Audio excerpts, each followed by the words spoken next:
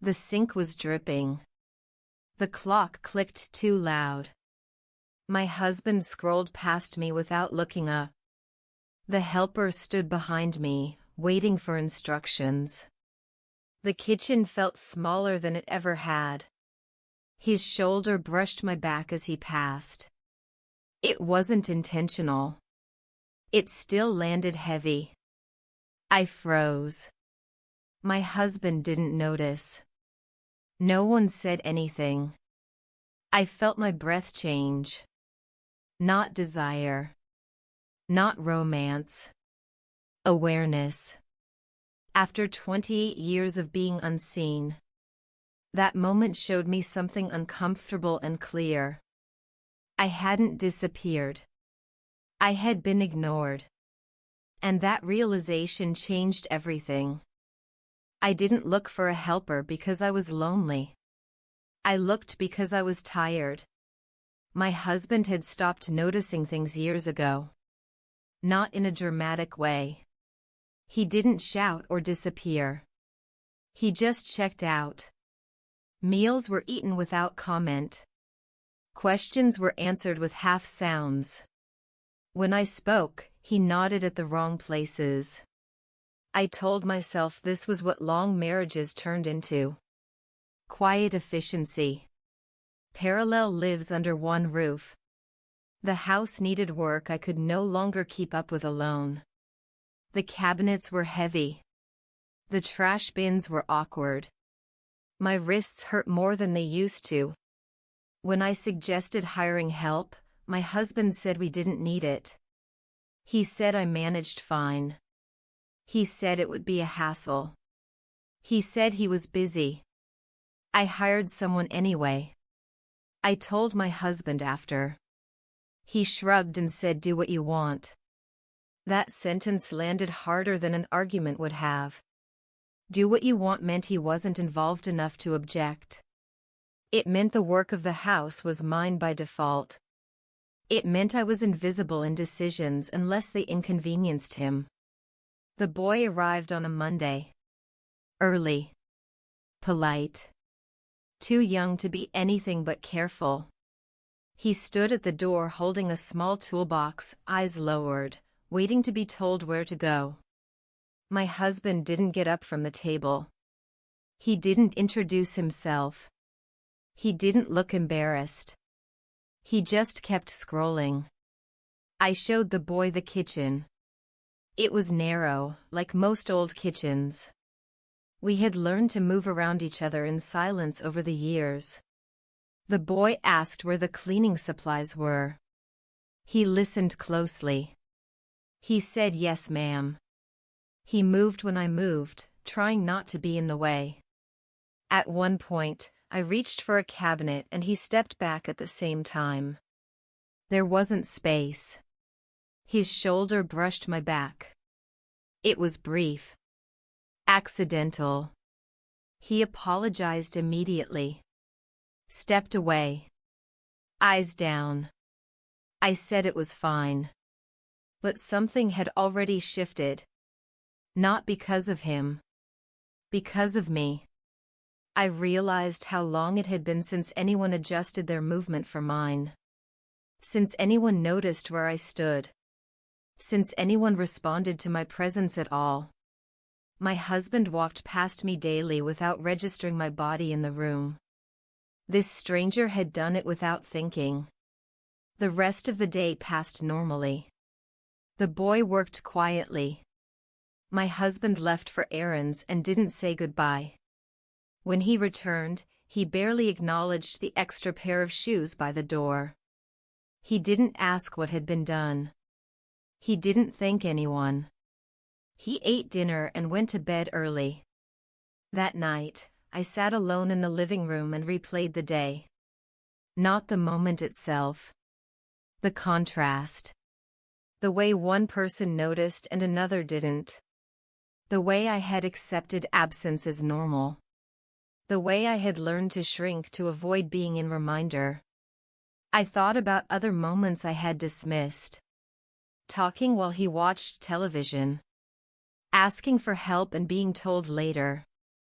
Being thanked publicly but ignored privately. Being useful but not valued. I had told myself this was marriage. That wanting more was childish. That stability mattered more than attention. I didn't feel tempted. I felt awake. The next morning, my husband asked why the kitchen looked different. I told him the helper had reorganized some things. He said okay and poured coffee. No follow-up. No curiosity. No acknowledgement of the work or the person who did it. That was when I understood the real problem wasn't neglect. It was permission. I had been granting it for years. Allowing myself to be unseen because it kept things smooth. That small, accidental moment in the kitchen didn't create anything new. It exposed what had been missing for a long time. I didn't confront my husband. I didn't explain my feelings. I just started paying attention to how often I was dismissed, to how easily my presence was overlooked. And once I saw it clearly, I couldn't go back to pretending it didn't matter. After that week, nothing dramatic happened. That was the strange part. The helper kept coming on schedule. He worked quietly. He asked questions only when necessary. He thanked me before leaving. My husband barely registered his presence. Sometimes he forgot the boy's name. Sometimes he forgot he was coming at all. I found myself planning around that absence, the way you learn to step around a loose floorboard. I started noticing patterns I had trained myself not to see. My husband spoke to me when something was missing.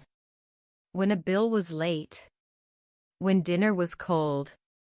He didn't ask how my day went. He didn't notice when I changed my routine. When I stopped sitting beside him at night, he didn't comment. When I ate earlier, alone, he assumed I wasn't hungry later. Silence had become our shared language, but only one of us was fluent. There were small moments that kept stacking. The helper moving a chair so I could pass. Waiting until I finished speaking before asking another question. Checking where I was standing before lifting something heavy. None of it was personal.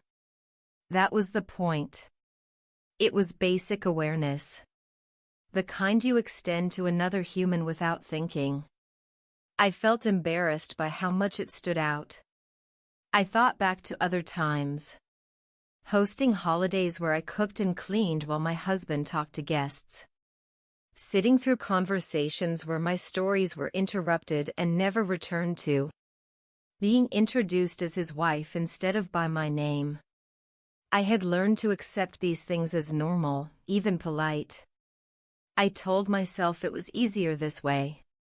Online, people posted about long marriages like they were achievements measured in years survived, not connection maintained. I used to nod along. 28 years. As if time alone proved something. One afternoon, my husband came home early and asked why the house smelled like cleaner. I told him work had been done. He said we should cut back on unnecessary expenses. I asked what he considered unnecessary. He shrugged and changed the subject. The conversation ended the way ours always did. Incomplete. That night, I lay awake and realized something uncomfortable. I had been shrinking to fit a life that no longer noticed me. I had been quiet not because I was content, but because being heard took effort no one else wanted to make. I wasn't angry at my husband. I was tired of translating myself into something easier to ignore. I began documenting things. Not out of suspicion. Out of clarity. Dates. Conversations. Patterns. I wrote them down without emotion. I didn't plan to use them. I just wanted to see them laid out, undeniable. When the helper stopped coming a month later, nothing changed in my marriage. That was the clearest sign of all. A presence had entered and exited my life without leaving a mark on my husband's awareness. Only mine. By then, something inside me had shifted. Not toward anyone else. Away from the idea that invisibility was the price of stability. I stopped filling gaps. I stopped smoothing edges. I stopped pretending this was enough. I didn't make a decision yet. I just stopped trying to disappear to keep the peace. And once that stopped, everything else began to feel inevitable. The line was crossed on an ordinary afternoon. My husband came into the kitchen while I was paying bills. He asked if I could stop scheduling help. He said it made him uncomfortable. He said people might get the wrong idea. He said it wasn't necessary anymore. He didn't ask how my wrists were doing. He didn't ask if the work was easier. He asked about perception. I told him I needed the help. He laughed once, short and surprised. He said I was overreacting. He said everyone gets tired. He said marriage isn't about being noticed all the time. He said I was reading into things that weren't there. He said we were fine. That word sat between us. Fine. I said I didn't feel fine. He looked at me like he was trying to remember when that became his responsibility. He checked his phone while I was still standing there. He said he didn't have the energy for this conversation. He said we could talk later. He walked out of the room without waiting for an answer. Something settled then. It wasn't rage. It wasn't grief. It was final. Later that week, he asked me to attend a family dinner. He said it would look strange if I didn't come. He said people would ask questions. He said he needed me there. Not for company. For appearance. For support that didn't require presence. I said no. Just that. He stared at me, confused. He asked what I meant. I repeated it. No. I didn't explain. I didn't soften it. I didn't offer alternatives. I went back to what I was doing. He reacted the way people do when they realize something has shifted without their permission. He accused me of pulling away. Of being distant. Of changing. He asked what had gotten into me. I didn't answer. I packed a small bag that night. Nothing dramatic. Just essentials. I left a note saying I needed space. Not forever. Just enough to hear myself again. He didn't follow. He didn't call. That told me everything. The silence after I left was cleaner than I expected. Days passed without messages. Then a week. Then 2. My husband didn't ask where I was staying. He didn't ask when I was coming back. He sent one text about a utility bill. I replied with the account number and nothing else. That was the last direct exchange we had. I stayed with a friend at first, then found a small rental nearby. It wasn't permanent. It didn't need to be. I bought only what I needed. A lamp. 2 plates. 1 chair by the window. I noticed how quiet felt different when it wasn't forced on you. Through mutual acquaintances, I heard things. He told people I was going through a phase. That I needed space. That we were working it out privately. No urgency. No concern. Just control of the narrative. It confirmed what I already knew. My absence didn't disrupt his life. It only complicated the picture he showed others. Paperwork followed. Slowly. Predictably. Bank appointments.